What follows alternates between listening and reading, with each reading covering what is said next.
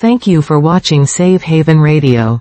Today, we're going to explore something that many of you might be struggling with, the inability to sustain effort.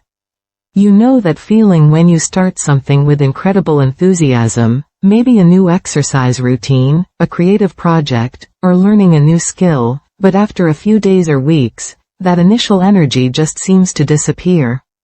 Many of you may have similar experiences, and I want you to know that this isn't a character flaw or a sign of weakness.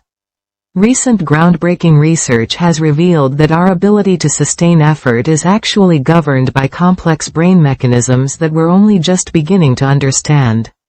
Let's explore this topic together today, and I'll share with you the latest scientific insights that can truly help you understand why maintaining effort feels so difficult and, more importantly, what you can actually do about it. Please remember that while the information I'm sharing today is based on solid scientific research, everyone's situation is unique, and if you're experiencing significant difficulties with motivation or focus that are impacting your daily life, it may be helpful to consult with a healthcare professional. Take your time with this information, go at your own pace. There's no rush, no pressure to implement everything at once. Just being here, listening, and learning is already a step forward.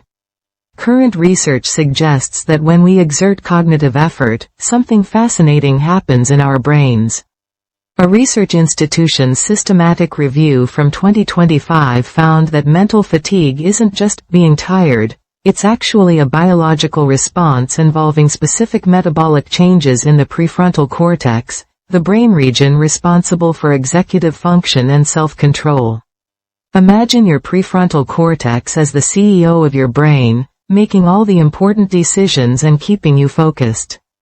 When this area works hard for extended periods, it begins to show patterns similar to what we see during sleep. These are called delta waves. A university's neuroimaging studies have shown that after just 45 minutes of sustained self-control, these sleep-like waves start appearing in the frontal brain regions. This isn't simply willpower depletion as we once thought. Multiple research institutions conducted meta-analyses examining 63 different studies and found something remarkable. Over 79% of training programs designed to improve executive function and self-control showed significant improvements, with effect sizes ranging from small to large. This means that our capacity for sustained effort isn't fixed, it's actually quite trainable. There's still much we don't understand about these mechanisms, but research teams have identified a fascinating network in our brains that includes the anterior cingulate cortex, the bilateral insula, and the ventromedial prefrontal cortex.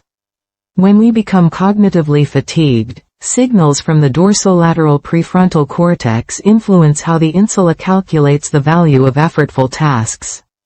In practical terms, this means that when we're mentally tired, our brain literally changes how it perceives the cost-benefit ratio of continuing to work.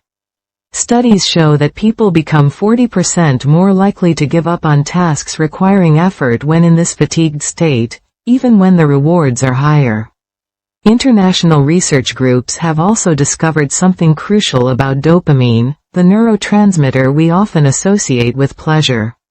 It turns out dopamine isn't just about feeling good, it's actually a key regulator of goal-directed behavior, especially when effort is required. Clinical studies revealed that what we expect to gain from our efforts is actually more important for sustained motivation than the actual rewards we receive.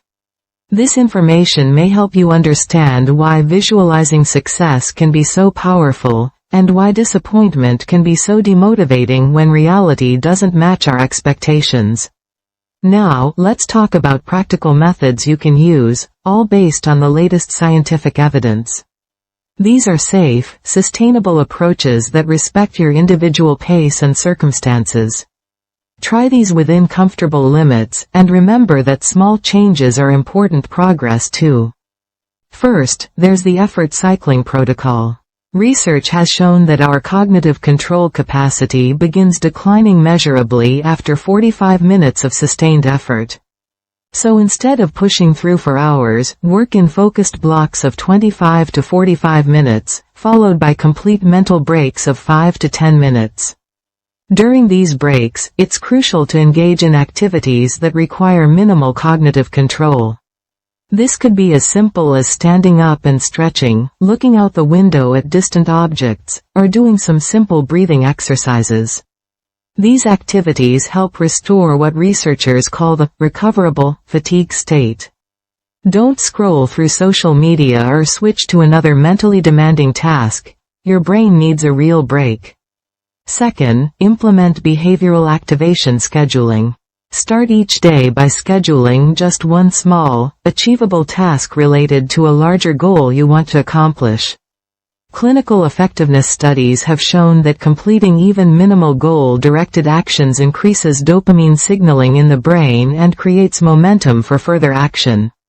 The key here is to schedule these tasks during your peak cognitive hours, which for most people is about 2 to 3 hours after waking, when prefrontal cortex metabolism is optimal. If you can't continue with a task, don't blame yourself. The fact that you attempted it at all is progress. Third, practice the mindset reframing technique.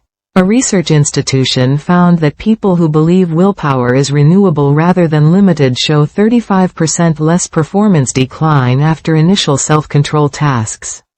Each morning, try writing just one sentence about how yesterday's effort, no matter how small, contributed to your growth. This isn't toxic positivity, it's about recognizing that effort itself, regardless of the outcome, strengthens your capacity. You don't need to be perfect, you just need to shift your perspective slightly. Fourth, implement strategic recovery planning. Studies have identified two distinct types of fatigue: a recoverable state that can be restored with short breaks, and an unrecoverable state that accumulates throughout the day and requires longer recovery periods, primarily through quality sleep. Incorporate micro-recoveries. Just 60-second breathing breaks every 15 minutes of focused work, and macro recoveries through 8 or more hours of quality sleep. Research also shows that physical fitness protects against mental fatigue, so try to include 20 minutes of moderate physical activity daily. This could be a walk, some yoga, or even dancing to your favorite music. Place this activity between demanding cognitive tasks when possible. Fifth, create a progress visibility system. Neuroimaging studies reveal that a brain region called the caudate responds strongly to expected rewards. By tracking the effort you invest, not just the outcomes you achieve, you can make the effort itself rewarding. Use simple tallies, checkmarks, or charts to show daily effort blocks completed. Make the invisible visible. This isn't about perfection or completing every single block. It's about acknowledging the effort you do put in.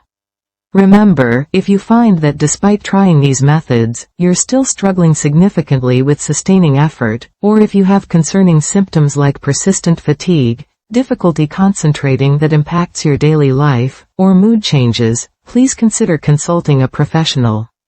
There's no shame in seeking help, it's actually a sign of wisdom and self-care. To summarize what we discussed today, first, cognitive fatigue is a biological process, not a personal weakness. Your brain literally shows sleep-like patterns after sustained effort. Second, your effort capacity can recover with strategic rest periods. Those 5 to 10 minute breaks aren't lazy, they're scientifically necessary. Third, dopamine in your brain responds more strongly to what you expect to achieve than what you actually achieve, which is why visualization and realistic goal setting matter so much. Fourth, your mindset about willpower directly impacts your performance. Believing effort is renewable makes it so. Fifth, physical fitness acts as a buffer against mental fatigue, protecting your cognitive resources. Sixth, making your effort visible through tracking creates its own reward system in your brain, independent of outcomes. You can train your brain to sustain effort just as you would train a muscle, through progressive challenges, strategic recovery, and understanding the underlying mechanisms. Your capacity for sustained effort isn't fixed. It's a dynamic system that responds beautifully to how you manage your cognitive resources. Change takes time, and that's perfectly okay. Your value doesn't depend on being productive every moment. Tomorrow, try just one 25-minute focused block followed by a complete break. This simple action begins the process of rewiring your effort systems for lasting change. Start with what you can manage at your own pace. If today's content provided any support or new insights, please hit the like button. It helps others find this information too. Subscribe to continue learning about mental health together here at Safe Haven Radio. Remember, this video provides educational information based on scientific research but is not a substitute for professional medical advice or treatment. May your hearts feel a little lighter, and may you find the strength to take that next small step, whatever it may be. Thank you for listening to Safe Haven Radio, and remember, every effort counts, no matter how small.